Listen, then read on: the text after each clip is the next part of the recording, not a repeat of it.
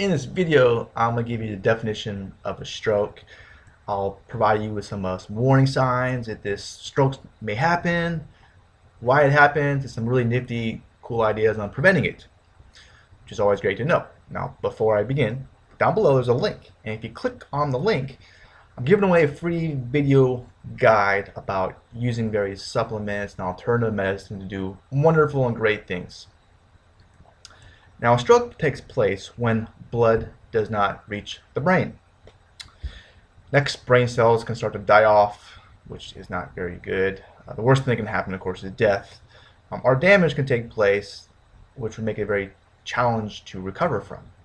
But the human body is such an amazing thing. I mean, just look at Gabrielle Giffords. She was a congresswoman in America who got shot in the head, which is horrible, from somebody. And she lived, and she recovered very quickly due to it. So it's always cool and good. 1 out of 19 people that die in America is a result of a stroke. So it's a huge problem. The fourth most common cause of dying. And it's been linked to heart disease because they both have to do with blood flow and blood circulation. Now, some of the most common warning signs that stroke may be happening would be sudden numbness in the face, the arms, especially if it's on one side of the body. Sudden confusion, perhaps trouble speaking all of a sudden, seeing, walking, loss of coordination, they're just abnormal.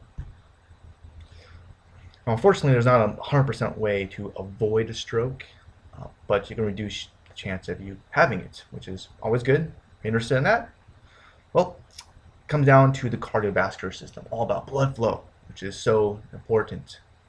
Blood equals life, giving nutrients to different organs that need it. It's like a supercharger on a car. When you put more air into it, it has better performance. So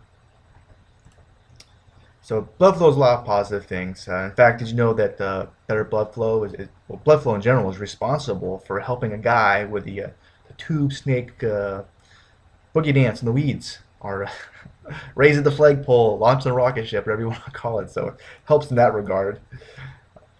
And yeah, so another thing to reduce your chance of a stroke is to prevent smoking cigarettes. According to stroke.org, tobacco nearly doubles the risk of this health problem. It reduces the amount of oxygen in the blood, so the heart has a harder time doing its job and working. It also increases the amount of crap. It clogs up arteries. That's not good. So another great way to reduce your chance is to cut back on sugar, which is not very easy because sugar is everywhere, tastes great.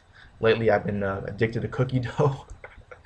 I buy cookie dough. I don't make cookies, I just eat the dough. It's just like, wow, so good. So anyways, sugar is linked to diabetes, and 2 out of 3 people with diabetes have high blood pressure, which narrows arteries.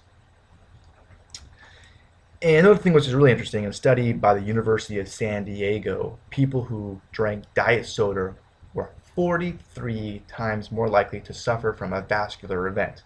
This basically means a heart attack or stroke from diet soda. Like, wow, it's crazy. I never would have thought that.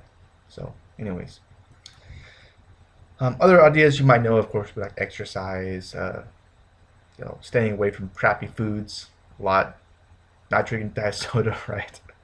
And oh yeah, there's tons of supplements and herbs that can really do some wonderful things to your cardiovascular system. Like, to throw some ideas like omega-3, which so many people are deficient in, do some great things.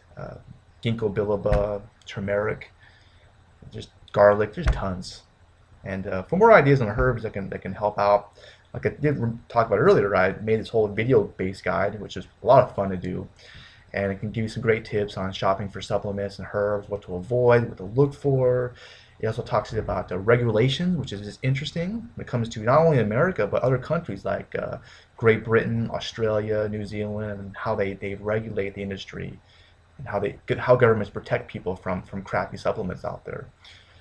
And give you some online resources to make your job even easier when it comes to shopping for them, because it can be kind of a pain to shop for these type of products because it's kind of confusing.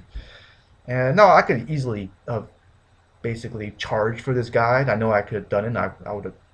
It would have sold, but I decided to make it free. So take advantage of all my work.